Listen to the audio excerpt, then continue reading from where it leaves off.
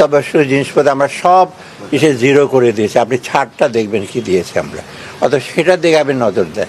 কারণ ইনফ্লেশনের মেইন আমাদের ওয়েটটা ইন্ডিকেটার্সগুলো হলো চাল ডাল এইগুলো। আপনারা জানেন আমরা যে সমস্ত জিনিসের দাম বাড়িয়েছি ওগুলোর ভেরি ইনসিগনিফিক্যান্ট পার্ট অফ আমাদের ইনফ্লেশনের বাজেটে।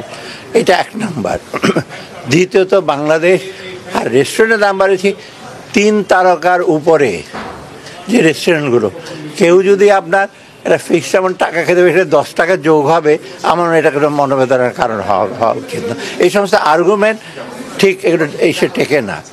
আমি তো বলছি না ভাতের রেস্টুরেন্ট অন্য রেস্টুরেন্টে গিয়ে যাবে, আর থ্রেশহোল্ড আছে যার টার্ন ওভার 50 লাখ টাকার উপরে, তারাই খালি এটার মধ্যে আসবে, আর অন্য কোনো ব্যবসাতে এটার মধ্যে আসছে না। অর্থাৎ এটা আপনার বুঝতে আর কি, এই তো ঘোরাদৌড়টা এসে করে দেওয়া হয়েছে জিরো। বিমানটা আপনি শোনেন, এই যে বিমানটা 500 টাকা ছিল 200 টাকা বাড়িয়েছে। ইন্টারনাল বিমানে এখন লোকজন মোটামুটি যারা বিমানে চড়ে তার 200 টাকা বেশি দিতে পারবে না বলে মনে হয় না আপনি। অতএব এইগুলো একরকম মার্জিনাল। আর পৃথিবীর কোনো দেশেই কিন্তু এখন দেখবেন, নেপাল ধরেন, ভুটান, এত লো ট্যাক্স কোথাও নাই সব জিনিসের উপরে। সেটা কিন্তু এসেনশিয়াল জিনিসটা আমরা সবসময় বলেছি, ওটা তো আমরা অলমোস্ট জিরো করে নিয়ে আসি। দুধ বলে জিরো একটা প্রপোজাল ছিল।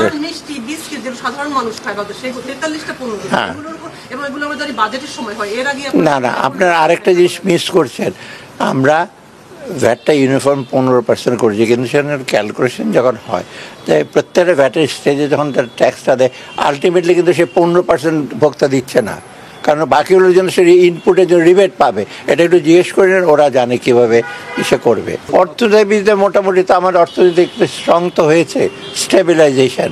আমি বলবো না সব ক্ষেত্রেই, যে ব্যাংকিং সেক্টরে কিছু শৃঙ্খলা ফিরে আসছে, এবং বাংলাদেশ ব্যাংক চেষ্টা করছে কিছু কিছু দুর্বল ব্যাংকে যাতে অ্যাটলিস্ট ডিপোজিটারদের ইন্টারেস্ট লিকুইডিটি পায়। আপনি দেখলেন তো 22,000 কোটি টাকা দেওয়া হয়েছে, অর্থাৎ সাপোর্ট দেওয়া হচ্ছে।